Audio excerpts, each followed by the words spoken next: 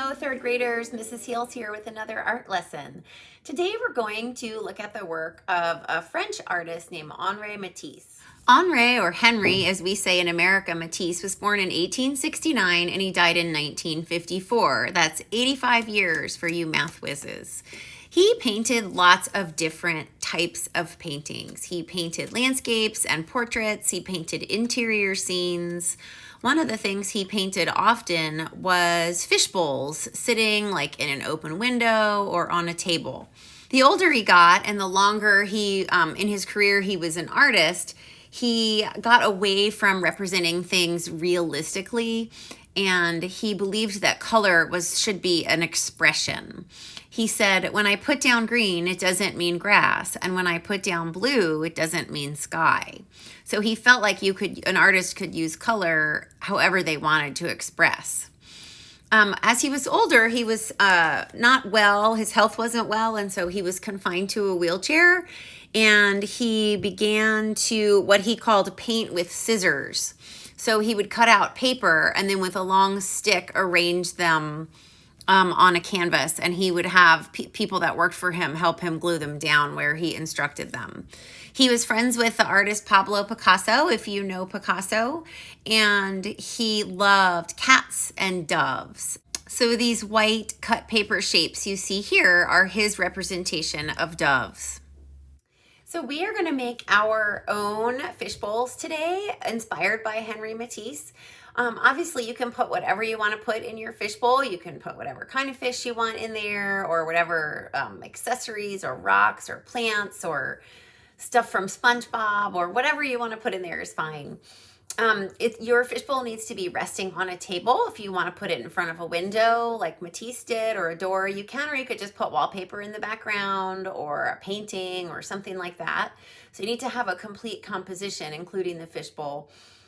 Supplies you're going to need today are 12 by 18 piece of white paper, a pencil, an eraser, and a black crayon. You may want your oil pastels handy, but I don't think we're going to get to that part today, but you might. And I'm going to show you how to draw a fish bowl, and I'm going to show you how to draw a goldfish. Let's get started. Your fish bowl can be pretty much whatever shape you want it to be. Mine is just a tall cylinder. It can be taller at the mouth or skinnier at the mouth and fatter down in the body. You can draw a rectangular fish tank.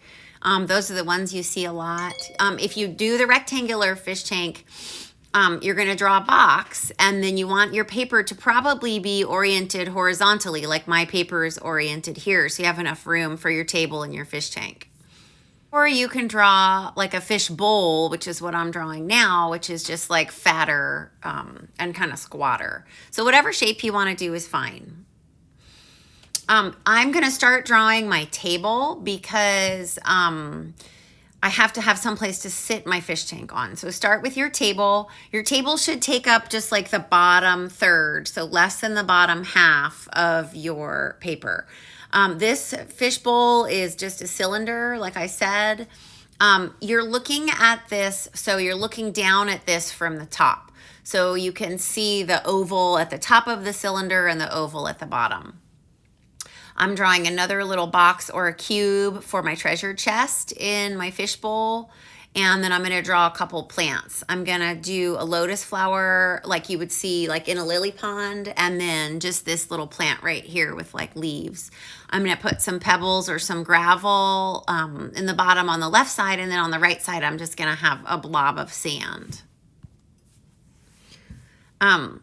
You don't have to draw each rock if you don't want, but I made mine a little bit bigger, so I just decided to go ahead and do that.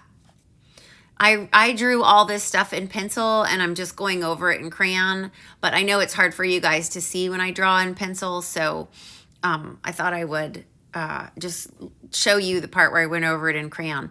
When you draw a goldfish, you want to start with a nice almond shape or football shape for his body, and then you want to put on the top fin, which is the dorsal fin, and the fin on the underneath side. I'm going to make this goldfish a little bit fatter, so think of like a fat football.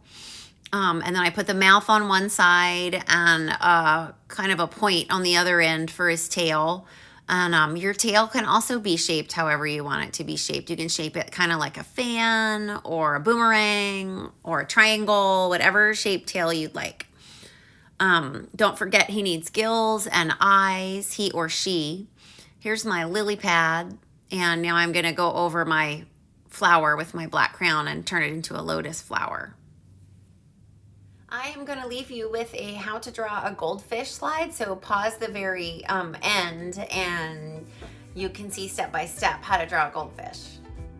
That's probably all you'll have time for. If you'd like to start coloring in like your gravel or your sand or some of the plants in your fish tank, you can go ahead and do that with your oil pastels. If not, we'll do that next week. Take care, boys and girls. I'll see you next class.